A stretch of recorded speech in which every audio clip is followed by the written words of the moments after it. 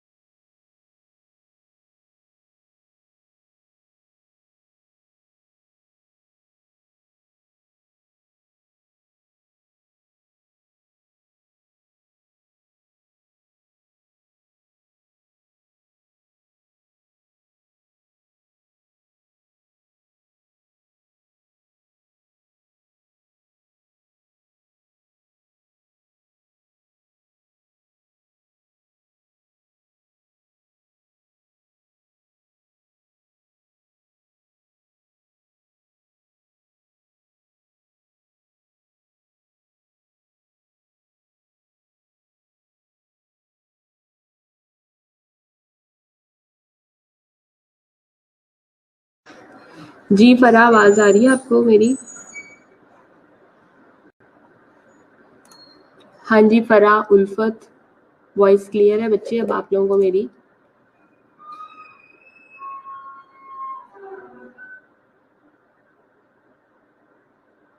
सब लोगों से कहें कि वो ऑनलाइन आ जाएं ताकि हम लोग स्टार्ट करें। सितारा, वालेकुम सलाम जी। हाँ जी सितारा, फरा,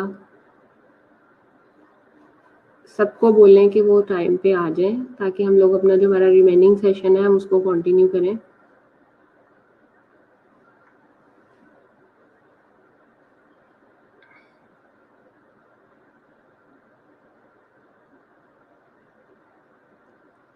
ओनली 8 स्टूडेंट्स जो है वो प्रेजेंट है, बाकी भी सब लोगों को चाहिए कि वो क्लास में जो है वो ऑन टाइम आया करें।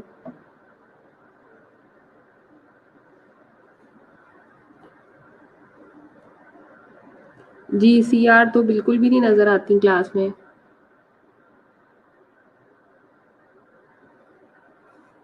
Where is your CR class?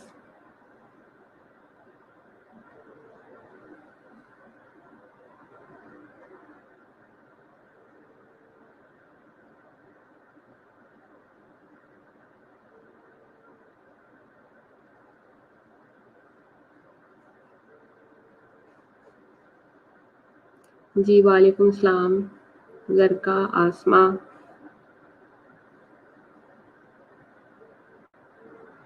फिर कोई भी स्टूडेंट जब मिस हो जाता है तो फिर आप लोग कहते हैं कि प्रीवियस लेक्चर की हमें समझ नहीं आई। मैं इसलिए कह रही हूँ कि आप लोग सब ऑनलाइन टाइम पे आ जाया करें ताकि हम लोग जो है वो स्टार्ट करें। कल हमने इस टेबल को डिटेल में देखा था, ठीक है, कि मतलब हम एक्सपोजर अगर असाइन करते हैं तो उस वक्त क्या होता है और फिर कंपैरिजन ग्रुप बनाते हैं तो उस वक्त क्या होता है। ठीक है, अगर तो हम एक्सपोजर देते हैं तो वो एक्सपेरिमेंटल स्टडी होती है और अगर एक्सपोजर नहीं देते हैं तो हमने देखा था कि वो हमारी ऑब्जर्वेशनल स्टडीज होती हैं।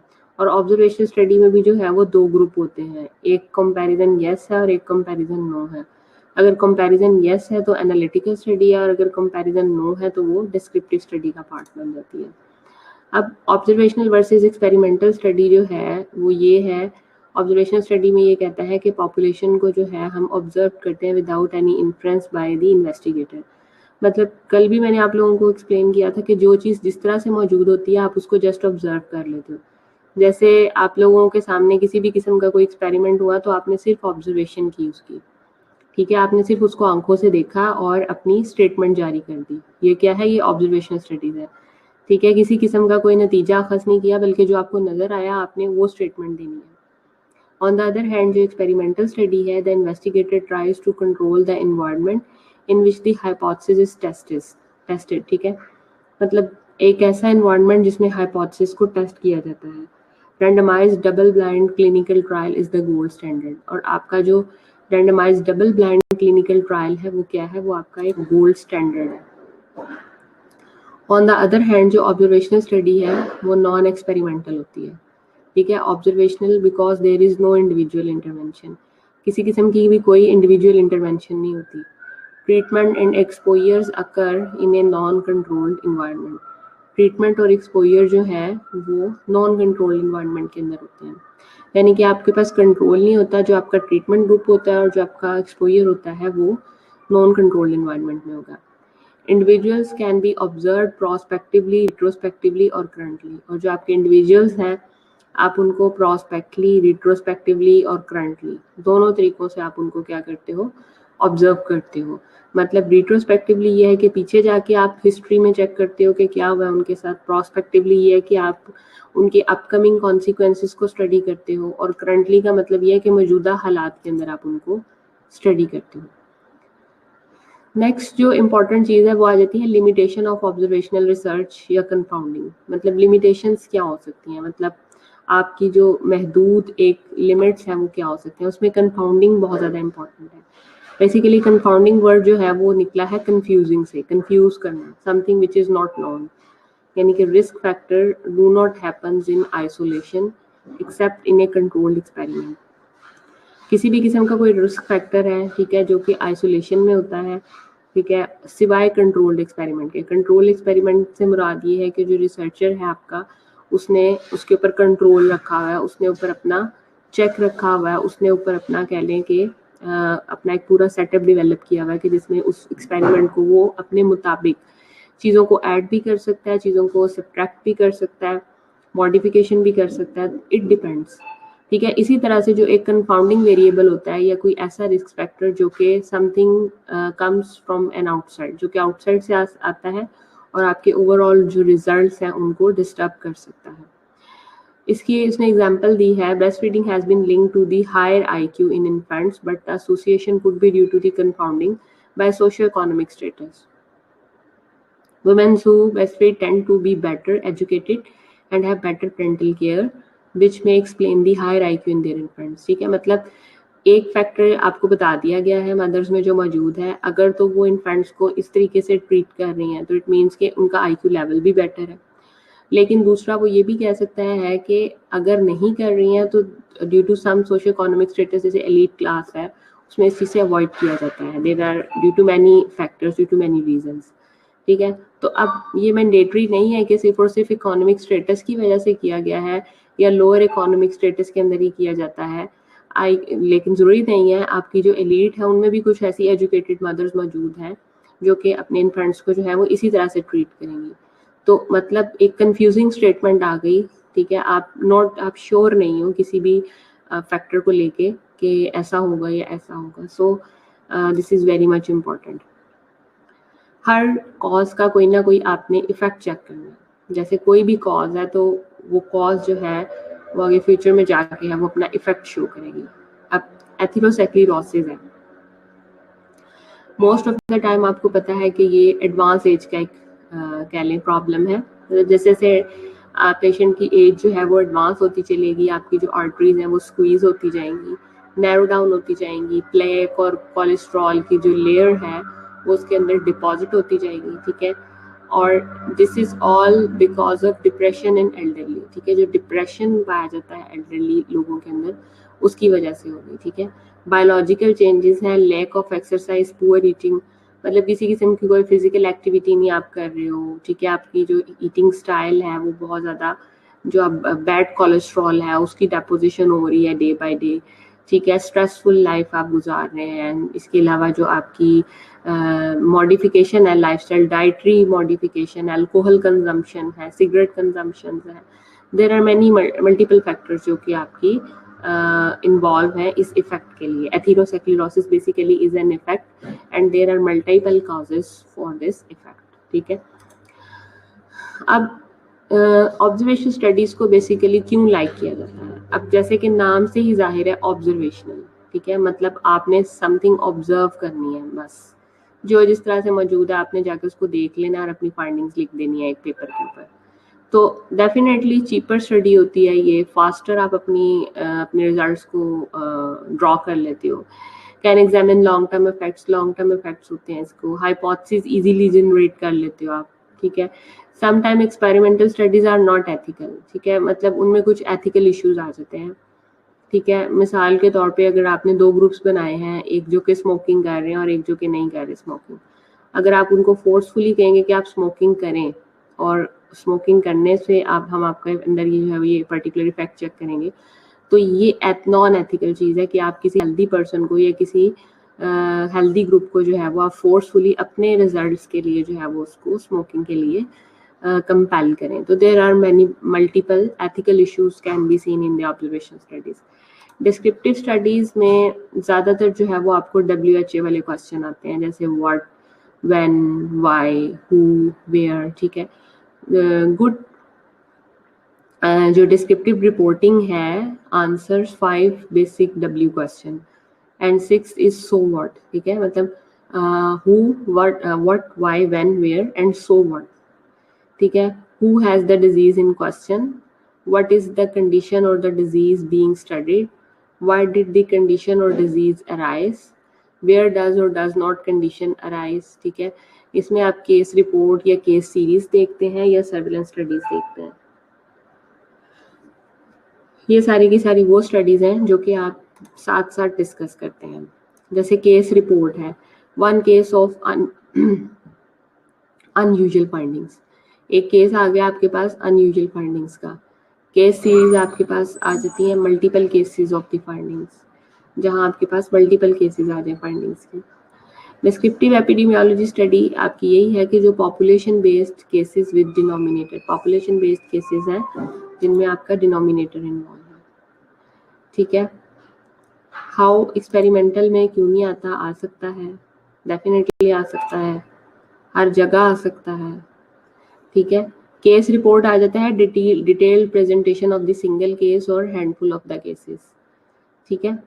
मतलब डिटेल्ड प्रेजेंटेशन आपकी इसके पास होती है कोई भी एक केस रिपोर्ट लेके, केस सीरीज लेके, ठीक है। जनरली रिपोर्ट आर न्यू और द यूनिक फाइंडिंग्स, ठीक है। और आप जो भी फाइंडिंग्स अपनी निकालते हैं वो यूनिक होती हैं और न्यू होती हैं, ठीक है। फॉर एग्जांपल प्रीवियस अनडिस्क्राइब्ड डिजीज, मतलब कोई ऐसी डिजीज जो कि हम पेशेंट के अंदर फाइंड आउट कर रहे हैं लेकिन वो पहले पिक नहीं हो सकी, ठीक है। तो एक न्यू थिंग आपके पास आ गई। अनएक्सपेक्टेड लिंक्स डेवलप होना शुरू हो गए, यानी कि आपके पास जो है लेट्स सपोज लंग कार्सिनोमा के साथ जो है वो ट्यूबरक्लोसिस भी फाइंड आउट होना शुरू हो गया, एस्थमा भी फाइंड आउट हो गया, सीओपीडी भी फाइंड आउट हो गई। तो इस किस्म के अनएक्सपेक्टेड लिंक जो है वो साथ में आपके बनना शुरू हो गए। अनएक्सपेक्टेड न्यू थेराप्यूटिक इफेक्ट्स, ठीक है। थेराप्यूटिक इफेक्ट्स जो हैं वो भी अनएक्सपेक्टेड, जैसे अगर हम किसी को वो सीवीएस के लिए मेडिकेशन करें तो उसकी डायबिटीज़ भी कंट्रोल होना शुरू हो गई, सही है। उसके बाद एडवर्स इवेंट्स भी इसके अंदर देखे जा सकते हैं कि मतलब एडवर्स इवेंट्स भी इसी स्पीड से, अगर अच्छे इफेक्ट्स, पॉजिटिव इफेक्ट्स आप जल्दी देख सकते हैं तो एडवर्स इफेक्ट्स भी इसी स्पीड से आप ज़्यादा देख सकते हैं। देन मोस्ट इम्पॉर्टेंट चीज़ जो इसमें आ जाता है, उसमें सबसे इम्पॉर्टेंट चीज़ जो है वो आ जाती है आपके पास केस सीरीज, यानी कि एक पर्टिकुलर केस है जिसकी सारी की सारी आपके पास जो है वो एक लिस्ट है, सीरीज बनी है। Experience of the group of the patients with the similar diagnosis, जैसे ट्यूबरक्लोसिस के पेशेंट हैं आपके पास, एस्थमा के पेशेंट हैं, ठीक है, सीओपीडी के पेशेंट हैं, तो वो उनका कॉमन डायग्नोसिस आप कह लेंगे करवा लें, और उनके एक्सपीरियंसेस भी जो है वो क्या है, कॉमन है, ठीक है। मतलब जो प्रॉब्लम्स, जिस प्रॉब्लम से वो गुजर रहे हैं बाकी रिमेनिंग पेशेंट भी उसी प्रॉब्लम से गुजर रहे हैं। तो एक्सपीरियंस जो है वो ग्रुप्स का पेशेंट्स के सिमिलर डायग्नोसिस के साथ जो है वो सेम होगा। एक्सेसिव प्रेवलेंट डिजीजेस, ठीक है, मतलब कुछ ऐसी प्रेवलेंट डिजीजेज हैं जिनकी एक्सेस भी ज़्यादा है। केसेस में be identified from a single और द मल्टीपल सोर्सेज, और केसेस जो आप आइडेंटिफाई करते हैं वो सिंगल केस भी हो सकता है आपका और मल्टीपल केस भी हो सकता है। मल्टीपल और सिंगल केस यानी कि अगर एक ही डायग्नोज के साथ एक ही पेशेंट आया है सेम डायग्नोज के साथ तो वो सिंगल है, अगर मल्टीपल आए हैं तो वो मल्टीपल के अंदर आ जाता है। May be only realistic design for the rare diseases, and जो आपकी रेयर डिजीजेज हैं जैसे कैंसर है, कार्सिनोमा है, ठीक है, और जितनी भी आपके डिफरेंट बॉडी पार्ट्स के जो कैंसर्स उसके अंदर इन्वॉल्व होते हैं उनमें वो कहता है कि आपको रियलिस्टिक डिज़ाइन जो है वो उसके लिए ये एक अप्रोच मिलती है। एडवांटेजेस अगर देखे जाएं तो there are multiple advantages. Basically हम इस केस सीरीज की बेस पे जो है वो कोई भी नया रिसर्च क्वेश्चन डेवलप कर लेते हैं, रिसर्च हाइपोथेसिस बना लेते हैं। Informative for very rare disease with few established risk factors, ठीक है। और स्पेशली जो है वो केस सीरीज, मैंने आपको बताया कि जितनी भी कैंसर स्टडीज हैं मोस्टली जो कि रेयर डिजीज के साथ होती हैं उनमें जो रिस्क फैक्टर्स हैं डिफरेंट, हम उनको ईजिली इस्टेब्लिश कर लेते हैं। Characterise the average for disorder, और इसमें कैरेक्टराइज कर लिया जाता है एवरेज को for disorders. Disadvantages on the other hand जो है वो लीस्ट हैं, जैसे कि for example can not study cause and effect relationship, मतलब हम एट ए टाइम किसी भी कॉज का इफेक्ट नहीं देखते, सिर्फ इफेक्ट के ऊपर स्टडी कर रहे होते हैं जो आउटकम निकला होता है। Can not assess disease frequency, ठीक है, इसके अलावा हम ये नहीं देखते कि कितने लोगों के अंदर जो है वो पर्टिकुलर डिजीज स्प्रेड कर चुकी है। इसमें सिंपल हम जितने केसेस हमारे पास आते हैं कॉमन डायग्नोसिस के साथ, उन कॉमन डायग्नोसिस के साथ जो है वो हम उनके डिफरेंट जो है ट्रीटमेंट्स देखते हैं, उनके मोड ऑफ इंटरवेंशंस देखते हैं, लेकिन क्योंकि उनका डायग्नोसिस सेम होता है तो डायग्नोसिस सेम होने की वजह से जो है वो उनके अंदर उनका प्रोग्नोसिस लेवल, उनका थेराप्यूटिक लेवल, ठीक है, वो सारी की सारी चीज़ें जो है वो एक सीरीज़ के अंदर जो है वो मेंटेन की जा रही होती है। लेकिन अगर ये देखें कि आगे वो कितना फ्रिक्वेंटली डिजीज स्प्रेड कर रही है तो ये देखना जो है वो थोड़ा सा आपके लिए मुश्किल हो जाता है, मतलब हम डिजीज फ्रीक्वेंसी इसके अंदर फाइंड आउट कर सकते हैं। नेक्स्ट जो आपके पास है वो है बेसिक क्वेश्चन जो है एनालिटिकल एपिडेमियोलॉजी के अंदर, वो क्या है? Look to link exposure and disease, मतलब आपने एक्सपोयर और डिजीज दोनों को देखना है। What is the exposure? ठीक है, एक्सपोयर है क्या? कोई सिगरेट है, अल्कोहल है, कोई मेटल है, कोई रेडिएशन है। एक्चुअल एक्सपोयर क्या है? एक्सपोज्ड कौन हो रहा है, यानी कि आपकी पॉपुलेशन क्या है? बच्चे हैं, बड़े हैं, मिडिल एज है, ओल्डर एज है, ठीक है, वुमेन्स हैं, वल्नरेबल पॉपुलेशन है, मतलब पॉपुलेशन कौन सी है? What are the potential health effects, और इस पर्टिकुलर एक्सपोजर की वजह से हमारे हेल्थ के इफेक्ट्स क्या हो सकते हैं, मतलब ये चीज़ें, इन चीज़ों में या ये फैक्टर्स जो हैं वो कौन से इफेक्ट्स हैं जिनको पोटेंशिएट करवा सकते हैं। What approach will you take to study the relationship between exposure and effect? Exposure और इफेक्ट को स्टडी करने के लिए मल्टीपल स्टडीज जो है वो आपके पास मौजूद हैं, लेकिन अब हम ये देखेंगे कि एनालिटिकल एपिडेमियोलॉजी के अंदर जो आपके पास क्या कहते हैं, क्रॉस सेक्शनल है, केस कंट्रोल है और कोहॉर्ट है, उसमें से कौन सा डिजाइन है जो कि एप्रोप्रिएट है। अगर तो हम बात करते हैं एक्सपोजर से डिजीज की तरफ, तो आपको पता है कि हमेशा वो किस में जाता है, वो आपका इसके अंदर केस कंट्रोल कोहॉर्ट के अंदर जाता है, कोहॉर्ट स्टडीज के अंदर एक्सपोजर से डिजीज की तरफ। ठीक है, ये देखें कोहॉर्ट एक्सपोजर से आउटकम की तरफ, और अगर आउटकम से एक्सपोजर की तरफ आएगा तो वो केस कंट्रोल होगा, और अगर एक्सपोजर और outcome eight the same time study किए जाएंगे तो वो आपकी क्रॉस सेक्शन स्टडी होगी। ये फ्लो चार्ट आपको पहले भी दिखाया गया है कि कोहॉर्ट में मूवमेंट कैसे है, केस कंट्रोल में कैसे है, और क्रॉस सेक्शन में कैसे है। ठीक है, अब कोहॉर्ट में आपके पास आ जाता है एक्सपोजर से आउटकम की तरफ, एक्सपोजर से आउटकम की तरफ आप जाते हो तो वो क्या आ जाती है, वो कोहॉर्ट आ जाती है, और अगर आउटकम से एक्सपोजर की तरफ आते हो तो वो आपके पास केस कंट्रोल आ जाती है। ठीक है, जो कि मोस्ट इम्पॉर्टेंट चीज़ है। अब अगर आप इसको दोबारा देखें कि क्रॉस सेक्शन स्टडी है और आप एक्सपोजर से जा रहे हैं टुवर्ड्स आउटकम, यानी टुवर्ड्स आउटकम भी जा रहे हैं और फिर आउटकम से दोबारा एक्सपोजर की तरफ आ रहे हैं, यानी कि दोनों चीज़ें साइमल्टेनियसली जो है वो मेजर की जा रही हैं, और टाइम कांस्टेंट है आपका, टाइम जो है वो आपकी हॉरिजॉन्टल लाइन को फॉलो कर रहा है। इट मीन्स कि एक्सपोजर और आउटकम आपने at the same time measure करनी है।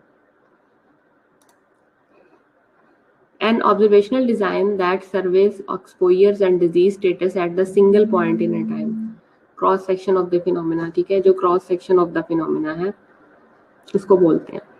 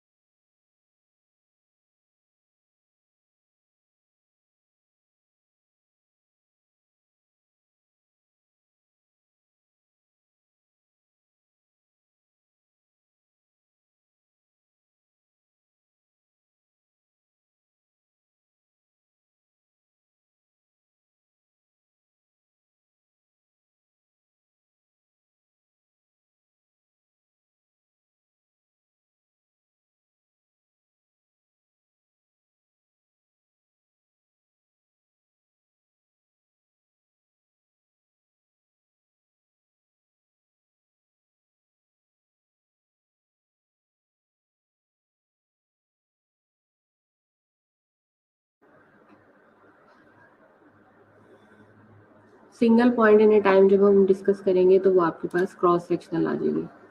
क्रॉस सेक्शनल डिजाइन में आपके पास study only exist at this point in a time. ठीक है, at a point in a time हम स्टडी कर रहे हैं, स्टडी पॉपुलेशन है, स्टडी पॉपुलेशन में डिजीज हुई नहीं हुई, दो चीज़ों को देखते हैं। अगर डिजीज नहीं हुई तो फैक्टर प्रेजेंट या फैक्टर एब्सेंट, ये चीज़ ज़्यादा इंपॉर्टेंट है। इसी तरह से डिजीज अगर हुई है तो कौन सा फैक्टर प्रेजेंट है और कौन सा फैक्टर आपका एब्सेंट है उसको देखेंगे। Cross section studies often use to study condition that are relatively frequent with long duration of expression. ज़्यादातर जो स्टडीज़ आपकी लॉन्ग ड्यूरेशन ऑफ एक्सप्रेशन होती हैं, जैसे non fatal chronic conditions, it measures prevalence not incidence of the disease, और ये ज़्यादातर prevalence को मेजर करती हैं, इंसिडेंस को नहीं मेजर करती. एग्जाम्पल्स हैं आपके पास, जैसे कम्युनिटी सर्वेज हैं. Not suitable for studying rare और हाईली फेटल डिजीजेस. ठीक है, आपकी जितनी भी फेटल डिजीजेज हैं उसकी स्टडी के लिए ये ज़्यादा इंपॉर्टेंट नहीं है, with short duration of expression. ठीक है, शॉर्ट ड्यूरेशन ऑफ एक्सप्रेशन देती हैं. डिसएडवांटेजेस अगर देखा जाए आपका क्रॉस सेक्शन स्टडी का, तो वीकेस्ट ऑब्जर्वेशनल डिज़ाइन है. It measures prevalence not incidence of the disease. ठीक है, ये आपको मेजरमेंट में हेल्प करती हैं, प्रेवलेंस की, इंसिडेंस ऑफ डिजीज में नहीं. Prevalent cases are survivors. ठीक है, प्रेवलेंट केसेस जो है वो सर्वाइवर्स हैं. The temporal sequence of exposure and effect may be difficult or impossible to determine. जो आपके पास temporal sequence है exposure का और effect का, वो कहता है कि वो may be difficult हो सकता है और impossible भी हो सकता है. temporally होता है कि जो specific time period के अंदर आपने check करना है. Usually don't know when disease occur. ठीक है, और मतलब आपने सिर्फ दिए as it is उसको उठा के pick करके अपनी statement जारी कर देनी है, ये नहीं देखना है कि डिजीज होती कब है. Rare events a problem. ठीक है, रेयर इवेंट्स होते हैं, और quickly emerging disease a problem. ठीक है, और क्विकली इमर्जिंग डिजीज है ये. क्रॉस सेक्शन स्टडी में relationship between atherosclerosis and late life depression. Basically ये रिलेशनशिप है एथेरोस्क्लेरोसिस और लेट लाइफ डिप्रेशन के अंदर. मेथड्स अगर इसकी बात करें तो researcher measured the prevalence of coronary artery calcification. Researchers जो हैं वो क्या करते हैं, मेजर करते हैं prevalence of the coronary artery calcification को, जिसको एथेरोस्क्लेरोसिस बोलते हैं, and the prevalence of depressive symptoms. ठीक है, और जितनी भी डिप्रेसिव सिम्टम्स की प्रेवलेंस है उसको, in a large cohort of elderly man and women in Rotterdam. मतलब ये एक स्टडी की गई 1920 के अंदर. ये रिस्क रेशियो इन्होंने बताई हुई है, यानी कि कॉरोनरी कैल्सिफिकेशन ग्रेटर देन अगर 500 है, कोई डिप्रेशन है, रिलेटिव रिस्क है. ठीक है, तो ओवरऑल इसने डिप्रेशन जिनमें मौजूद है और जिनमें कॉरोनरी कैल्सिफिकेशन हुई है ग्रेटर देन 500 वो 28 है, और जिनमें लेस देन 500 है वो 53 है. ठीक है, और जिनमें कॉरोनरी कैल्सिफिकेशन ग्रेटर देन 500 है वो 511 है, और इक्वल 500 जो है वो ये है. इंटरप्रिटेशन अगर देखा जाए तो those with coronary calcification are 37% more likely to have depression, यानी कि जो कि ज़्यादा सिग्निफिकेंट नहीं है. हु इज़ बीइंग कंपेयर्ड, ज़्यादा किसको कंपेयर किया जाता है, जैसे कोहॉर्ट है, एक्सपोज वर्सेस अनएक्सपोज. ठीक है, आप एक्सपोज्ड और अनएक्सपोज्ड को करेंगे कंपेयर. केस कंट्रोल अगर देखें तो डिजीज्ड वर्सेस नॉन डिजीज और नॉन डिजीज्ड को करेंगे आप. ठीक है, उसके बाद कोहॉर्ट स्टडीज की अगर बात की जाए तो sample on exposure status and track disease development for rare exposure. Rare exposure के लिए marginal probabilities and rates of developing disease for exposure groups are valid. ठीक है, मतलब आप जो मार्जिनल प्रोबेबिलिटीज का मतलब ये है कि गेटिंग चांस. ठीक है, तो वो डिजीज डेवलपिंग का एक्सपोजर ग्रुप्स के अंदर वैलिड है, क्योंकि एक्सपोजर उसके अंदर एक्सपोजर मौजूद है, फैक्टर मौजूद है. प्रोस्पेक्टिव स्टडीज में हमेशा ये होता है कि टाइम गुजरने के बाद, कुछ अर्सा गुजरने के बाद हमें उसका इफेक्ट पता चलता है. लुक फॉरवर्ड हम करते हैं, look to the future, examine future events, follows a condition, concern और disease into the future. Study अगर यहाँ पे बिगिन हो रही है, यहाँ पे शुरू हो रही है, तो आप उसके इफेक्ट्स फ्यूचर में देख रहे हैं. ये देखें, टाइम आगे की तरफ जा रहा है. ये देखें, ये आपका कोहॉर्ट स्टडीज है, ये आपकी है टारगेटेड पॉपुलेशन. टारगेटेड पॉपुलेशन में दो तरह के लोग हैं, एक वो जिन के एक्सपोज्ड है और एक वो जो कि एक्सपोज नहीं है, और एक आपका जो है वो डिजीज फ्री कोहॉर्ट है. अब एक्सपोज्ड वालों में भी डिजीज हो सकती है और डिजीज फ्री हो सकते हैं, और नॉट एक्सपोज्ड वालों में भी डिजीज हो सकती है और वो डिजीज फ्री हो सकते हैं. अब टाइप्स ऑफ कोहॉर्ट स्टडी की अगर बात करें तो एक्सपोजर रिट्रोस्पेक्टिवली जो है वो पीछे की तरफ आता है, और इसमें एक्सपोजर रिट्रोस्पेक्टिवली प्रोस्पेक्टिवली आगे की तरफ जाता है. ठीक है, एक्सपोजर से आउटकम की तरफ जाएंगे. ठीक है, और ये एम्बी डायरेक्शनल है. एम्बी डायरेक्शनल मतलब दोनों डायरेक्शंस में आप देख सकते हैं इसमें आउटकम. इसमें टाइम जो है वो कांस्टेंट है. प्रोस्पेक्टिव में आपने आगे की तरफ मूव करना है और रिट्रोस्पेक्टिव में पीछे की तरफ। नेक्स्ट जो एक साइंटिस्ट था फ्रेमिंघम हार्ट स्टडीज की, हार्ट स्टडी बहुत ज़्यादा जो है वो फेमस हुई। बेसिकली इसने 1948 में 5209 रेजिडेंट फ्रेमिंघम एक लंदन का एरिया है जहाँ पे उसने इन मैसेज को लिया जो कि 28 to 60 ईयर्स ओल्ड थे, और इसमें उसने इस कोहॉर्ट को यानी कि इस ग्रुप को उसने इनरोल किया और इसको अंदर प्रोस्पेक्टिवली उसने अपनी स्टडी की फाइंडिंग्स देखी। जैसे हेल्थ एंड लाइफस्टाइल फैक्टर्स को देखा, ब्लड प्रेशर को, उनके वेट को, एक्सरसाइजेस को, देन इंटरम कार्डियोवास्कुलर इवेंट्स जो कि उनके साथ साथ हो रहे थे, फिजिकल एग्जामिनेशन करवाया उन पेशेंट्स के, ईसीजी भी उनकी रिव्यू की, उस पूरे के पूरे कोहॉर्ट की, मेडिकल हिस्ट्रीज उनकी जो है वो रिव्यू की गई, ठीक है। फिर मेडिकल रिकॉर्ड उनका सारा का सारा देखा गया। अब कोहॉर्ट स्टडी की अगर बात की जाए तो what is the probability of getting disease if you are exposed as compare to unexposed, मतलब एक पर्सन जो कि एक पर्टिकुलर रिस्क फैक्टर से एक्सपोज हुआ है उसमें कितने परसेंट चांसेस है कि उसको होगी एज कंपेयर टू जो कि नहीं हुआ उस फैक्टर से एक्सपोज उसमें, ठीक है। मतलब जरूरी नहीं है कि जिसको फैक्टर एक्सपोज किया गया उसको मस्त डिजीज होगी और जिसको नहीं किया गया उसको नहीं होगी। दोनों में आपने वो रेशियो फाइंड आउट करनी है कि किस रेशियो के साथ। On the other hand, in case control study, what is the probability of having been exposed if you have the disease compared to not having the disease, यानी कि दोनों का उसने कंपैरिजन देखना है। कोहॉर्ट स्टडी के अंदर जो है वो आप हमेशा रिलेटिव रिस्क निकालते हो, यानी probability of disease given expose, probability of disease given unexposed, ठीक है। डिजीज की प्रोबेबिलिटी एक्सपोज और डिजीज की प्रोबेबिलिटी नॉन एक्सपोज, दोनों के अंदर ये आ जाता है आपका रिलेटिव रिस्क, ठीक है। ये उसने ओवरऑल डाटा जो है वो निकाल के रिलेटिव रिस्क की वैल्यू निकाली हुई है। अब अगर एडवांटेजेस और डिसएडवांटेजेस की बात की जाए तो कोहॉर्ट स्टडीज जो है basically it allows you to measure the true rates and risk of the disease for the expose and unexpose group. दोनों ग्रुप्स में आप इजीली फाइंडिंग्स देख लेते हो कि किसमें कितनी है। Temporality is correct, easier to infer cause and effect. Temporality क्या है कि किस कॉज का क्या इफेक्ट है आप इजीली जज कर लेते हो। Can be use to study multiple outcome, और एक से ज्यादा रिजल्ट्स आप इन्फर कर लेते हो, मल्टीपल आउटकम कर लेते हो। Prevent bias in the ascertainment of exposure that may occur after the person develop a disease, ठीक है। बायसनेस जो है आप जो पर्सनल फेवरेटिज्म करके, अनड्यू फेवरेटिज्म करके जो डिजीज पर्सन में नहीं है उसको भी इनरोल कर लेंगे, स्टडी का पार्ट बन जाए, उसको भी मेडिसिन मिल जाए या वो भी किसी ट्रायल का पार्ट बन जाए, तो इस चीज से आप बच जाते हो। डिसएडवांटेजेस में क्या है कि कॉस्टली होता है, यानी कि 60 साल के पेशेंट्स मजीद आगे 5 इयर्स वो सर्वाइव भी करते हैं, किसी किस्म की कोई मेडिकल इमरजेंसी नहीं होती, क्योंकि हमने 5 साल के बाद 7 साल के बाद उनके रिजल्ट्स को फाइंड करना होता है, उनकी स्टडीज को देखना होता है। देन सिलेक्शन बाइस आ जाती है आपके पास कि मतलब आप कुछ पार्टिसिपेंट अपनी मर्जी के भी ले लेते हो कि जी ये भी डिजीज से सफर कर रहे हैं तो क्यों ना इनको ले लें। On the other hand, in the case control study, sample on the disease status as asked retrospectively about exposure for a rare disease. Case control most of the time rare disease के लिए होती है, आप इसमें exposures को देखते हो और एक्सपोजर आप पीछे बैक डेट्स में जाके स्टडी करते हो। Marginal probabilities of exposure for cases and control are valid, ठीक है। मार्जिनाइज प्रोबेबिलिटीज आप देखते हो एक्सपोजर और केसेस के अंदर। does not require knowledge of absolute risk of disease.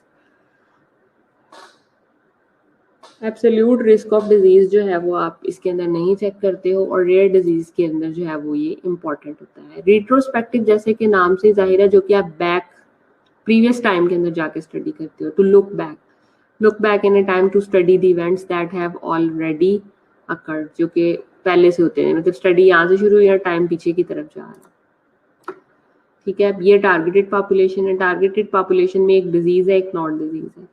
Disease में केसेस आ जाते हैं, मतलब exposed in past, not exposed. इसी तरह से टारगेट पॉपुलेशन में भी एक्सपोज्ड और नॉट एक्सपोज्ड आ जाते हैं।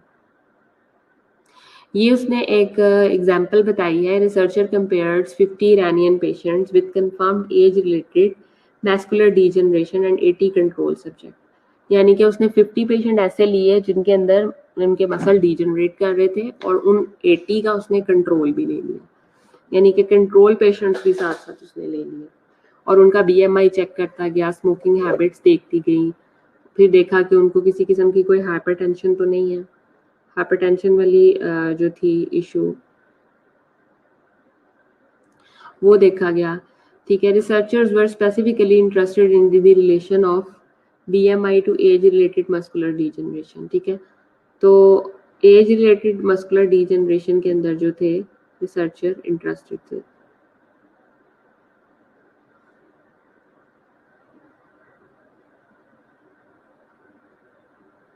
मस्कुलर डीजनरेशन के अंदर ये रिजल्ट्स हैं आपके, comparison of BMI in case and control groups.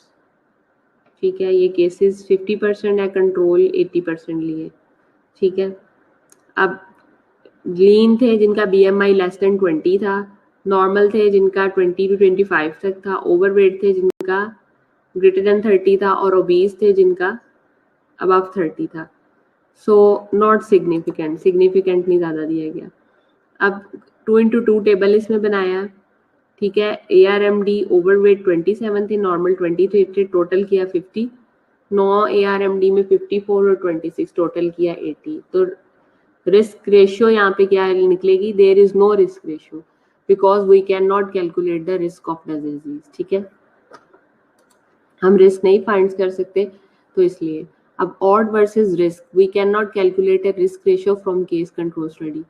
Risk ratio जो है वो आपकी केस कंट्रोल स्टडी में नहीं निकल सकती, लेकिन आप इसको ऑड्स, आप रिस्क रेशियो की बजाय ऑड्स रेशियो निकाल सकते हो, यानी कि कितने परसेंट चांसेस है इस पर्टिकुलर ऑड स्पेक्ट्रम के।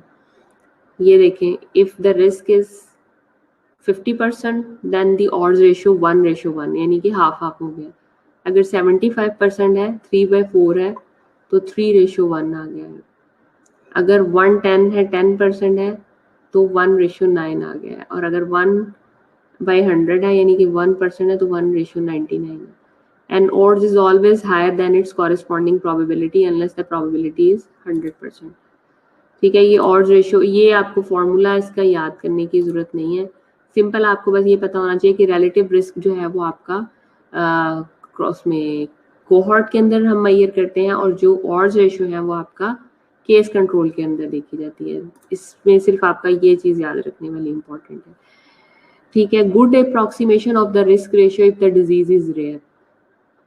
अगर तो आप रेयर डिजीज की ले रहे हैं तो ऑड रेशियो उसकी, रिस्क रेशियो अप्रोक्सीमेशन उसकी अच्छी है।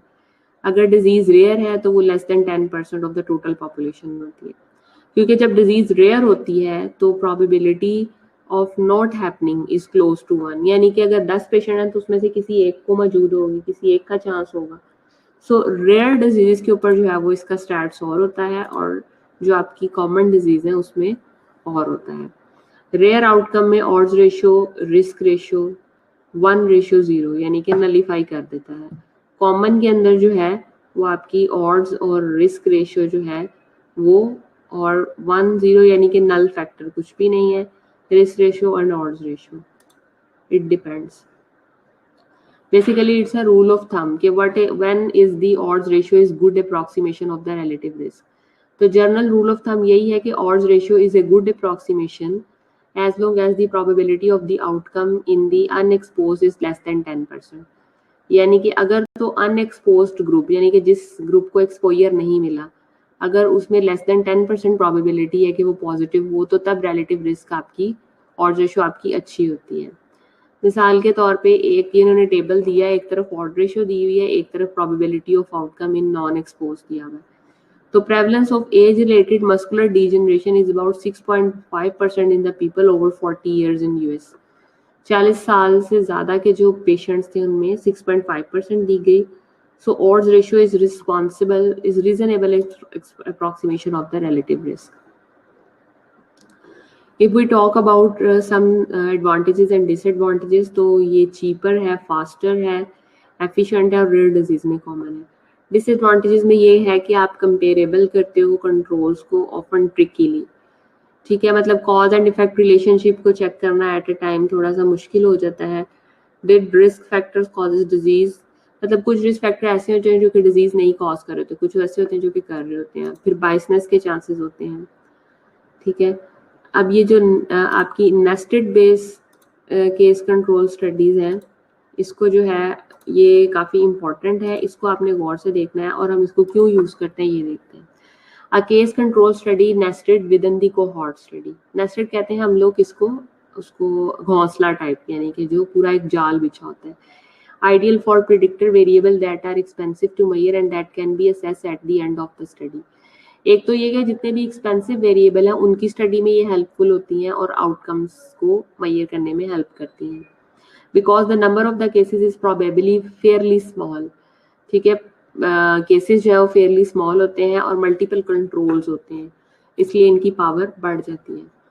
अब क्यों यूज करते हैं? आपके बाइस को खत्म करने के लिए। जो ज्यादातर बाइसेस आप देखते हैं कि रिसर्चर बाइस हो सकता है, डाटा सिलेक्शन बाइस हो सकता है, वेरिएबल बाइस हो सकता है, इस तरह के तमाम बाइसेस को, इस तरह की तमाम फेवरेटिज्म को खत्म करने के लिए आप क्या यूज करते हो? Nested case control studies use करते हो। Allows for the time element to be included in the case control. Therefore, if abnormal biological characteristics were found years before the disease developed, these findings could now be attributed to the risk factor for the disease rather than potential development of early subclinical disease. यानी कि वो confounding variables या उस तरह के characteristic disease में जो कि कंट्रोल, केस कंट्रोल स्टडी हो या किसी भी किस्म की स्टडी हो, ठीक है, मोस्टली हम केस कंट्रोल की बात करें तो केस कंट्रोल में जो कि कंपाउंडिंग या सब क्लिनिकल फेज के अंदर पेशेंट चल रहा है तो कोई ऐसा फैक्टर डेवलप हो गया जो कि ओवरऑल स्टडी को डिस्टर्ब कर रहा है, तो इसमें क्या होगा? उसमें हम नेस्टेड केस कंट्रोल स्टडी करेंगे ताकि बाइसनेस हमारी खत्म हो जाए। Often more cost effective than cohort. Cost effective होती है कोहॉर्ट के मुकाबले में। Not all the samples collected are tested. सारे के सारे सैंपल टेस्ट नहीं किए जाते। Rather they are stored until the disease has developed at which time analysis begin। जिस टाइम पे एनालिसिस की जरूरत होती है आपने उसी टाइम पे उन सैंपल्स को रन करवाना होता है। 2x2 टेबल में हम इनको मेजर कर सकते हैं, यानी कि कोहॉर्ट और क्रॉस सेक्शन स्टडीज कर सकते हैं। ऑड्स रेशियो होगी तो आपके पास केस कंट्रोल स्टडीज होंगी, काई स्क्वायर लगेगा, डिफरेंस इन प्रोपोर्शन है, फिशर एग्जैक्ट टेस्ट है।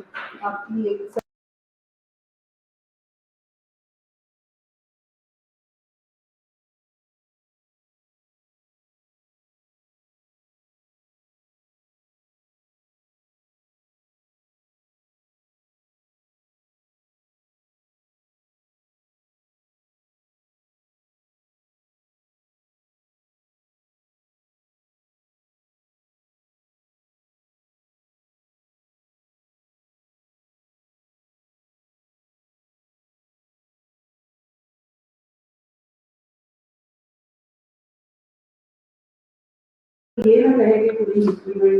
मैम, ठीक। R इंटू सी में आपके पास काई स्क्वायर और फिशर एग्जैक्ट है।